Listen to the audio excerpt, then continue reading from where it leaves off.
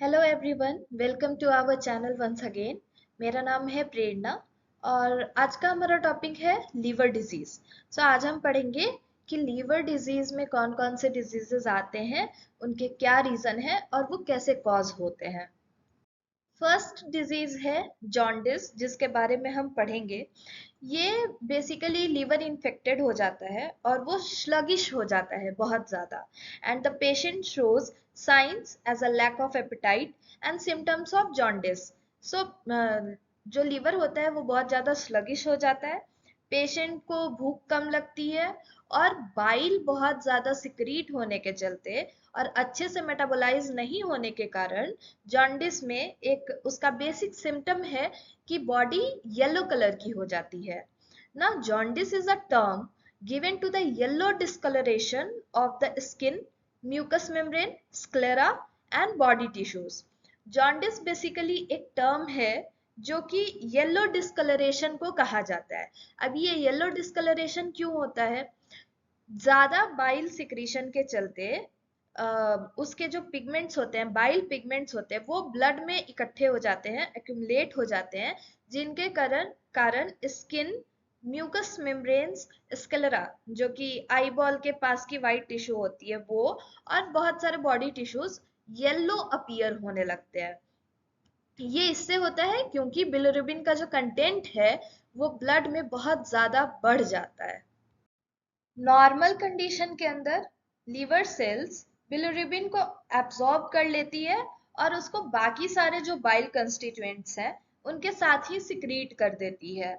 लेकिन अगर लीवर में किसी तरीके का इंफेक्शन हो गया या लीवर में कोई डिजीज हो गई है तो बाइल का जो फ्लो होता है वो ऑब्स्ट्रक्ट हो जाता है, हिंडर हो जाता है, एक्सेस बाइल प्रोड्यूस होता है और ये ब्लड में ही एक्यूमुलेट होने लगता है, ब्लड में ही इकट्ठा होने लगता है, जिसके चलते कि जॉन्डिस का सिम्टम दिखाई देने लगता है और उसे हम जॉन्डिस कहते हैं। बेसिकली जॉन्डिस कॉज होता है बिलिरुबिन बहुत ज्यादा एक्सेस प्रोड्यूस होने के चलते, वो ब्लड में इकट्ठा हो जाता है और इसी के चलते जॉन्डिस होता है। अब हमें ये तो पता चल गया कि जॉन्डिस बिलिरुबिन के एक्सेस हो जाने के चलते कॉज होता है, बट बिलिरुबिन एक्चुअली होता क्या है? बिलिरुबिन एक येलो कंपाउंड है जो कि नॉर्मल कैटाबॉलिक पाथवेज में होता है और ये हीम को ब्रेक डाउन करने का काम करता है। रेड ब्लड सेल्स में जो हीम होता है उसे ब्रेक डाउन करने का काम करता है। एंड जनरली इसके दो टाइप्स होते हैं, अनकॉन्जुगेटेड बिलिरुबिन और कॉन्जुगेटेड बिलिरुबिन। एंड यूरोबिलिनोजेन जो है वो एक्चुअली में इसका एक कॉन्स्टिट्यूएंट है, कंपाउंड है, ये इसका टाइप नहीं है एग्जैक्टली। सो अनकॉन्जुगेटेड बिलिरुबिन क्या होता है? ये नेचर में वाटर इनसॉल्युबल होता है और ये जनरली हेमोग्लोबिन, स्प्लिन में जो हेमोग्लोबिन होता है उसके ब्रेकडाउन से प्रोड्यूस होता है। बेसिकली ये हेमोग्लोबिन से हेम को ब्रेक डाउन करता है और उससे ये प्रोड्यूस होता है। ये एल्ब्यूमिन में बाउंड कर जाता है और यूरिन से पास नहीं करता है क्योंकि ये वाटर सॉल्युबल नहीं होता है। ये ग्लोमेरुलस से पास नहीं कर पाता है। नेक्स्ट है कॉन्जुगेटेड बिलिरुबिन। ये नेचर में वाटर सॉल्युबल होता है, लीवर में फॉर्म होता है और अनकॉन्जुगेटेड बिलिरुबिन ही ग्लूको सॉरी ग्लूकोरोनिक एसिड से कॉन्जुगेट कर जाता है और कॉन्जुगेटेड बिलिरुबिन बनाता है। ये यूरिन से पास कर जाता है इजीली, स्पेशली लीवर डिस्फंक्शन और बाइलरी ऑब्स्ट्रक्शन में ये ज्यादा पास होता है यूरिन से क्योंकि ये वाटर सॉल्युबल होता है। एंड जो थर्ड है यूरोबिलिनोजेन, ये इंटेस्टाइन में बैक्टीरियल एक्शन के द्वारा बनता है, इंटेस्टाइन में बैक्टीरियल एक्शन के चलते बनता है। अगर कॉन्जुगेटेड बिलिरुबिन पे बैक्टीरियल एक्शन होता है इंटेस्टाइन में तो बिलिरुबिन बनता है।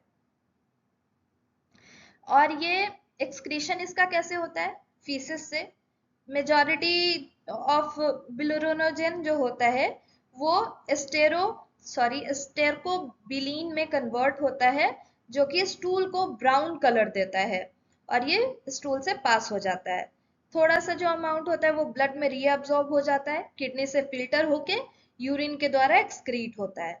और यूरिन में अगर इसका लेवल ज्यादा हो जाए, बढ़ जाए, इसका मतलब कि जो भी पर्सन है उसको लिवर डिजीज है या फिर हेमोलाइसिस का प्रॉब्लम स्टार्ट हो रहा है।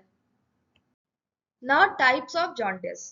फर्स्ट है हेमोलाइटिक जॉन्डिस, जिसे हम प्री हेपेटिक जॉन्डिस भी कहते हैं। ये जनरली आरबीसी का डिस्ट्रक्शन ज्यादा होने के चलते बिलिरुबिन फॉर्मेशन बहुत ज्यादा बढ़ जाता है, अनीमिया हो जाता है और इससे हेमोलाइटिक जॉन्डिस कॉज होता है।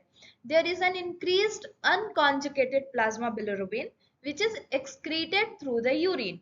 यूरिन के थ्रू जो अनकॉन्जुगेटेड प्लाज्मा बिलिरुबिन है वो एक्सक्रीट होता है और ये बहुत ज्यादा बढ़ जाता है और इसी पिगमेंट को हम यूरोबिलिनोजेन से जानते हैं। नेक्स्ट टाइप है हेपेटिक जॉन्डिस।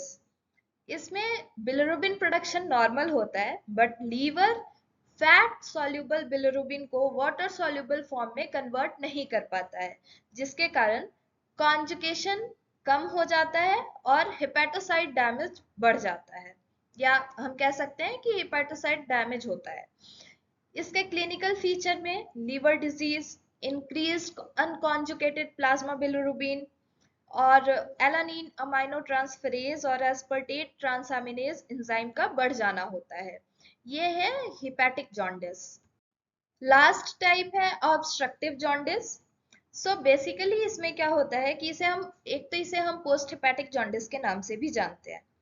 एंड अगर जो डक्ट का म्यूकोजा है उसमें किसी तरीके का इन्फ्लेमेशन हो जाए, स्टोन हो जाए या ट्यूमर हो जाए, उसके चलते जो बाइल का नॉर्मल फ्लो है उसमें इंटरफेरेंस आता है, उसमें हिंड्रेंस आता है ड्यूडेनम में, एंड इसके चलते ऑब्स्ट्रक्टिव जॉन्डिस कॉज होता है।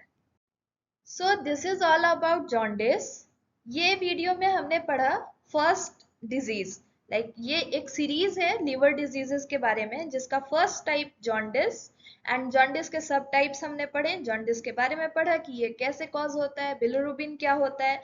ऐसे ही हम अलग अलग लीवर डिजीजेस के बारे में पढ़ेंगे और फिर हम देखेंगे कि उन्हें कैसे डायग्नोस कर सकते हैं और न्यूट्रिशनली हम उन्हें कैसे मैनेज कर सकते हैं। So basically it's a series. So thank you, like share and subscribe. अगर आपको कोई भी सजेशन हो, फीडबैक हो या फिर कोई भी क्वेरी हो तो आप कमेंट सेक्शन में मुझे कमेंट कर सकते हैं। I will be happy to reply. Thank you.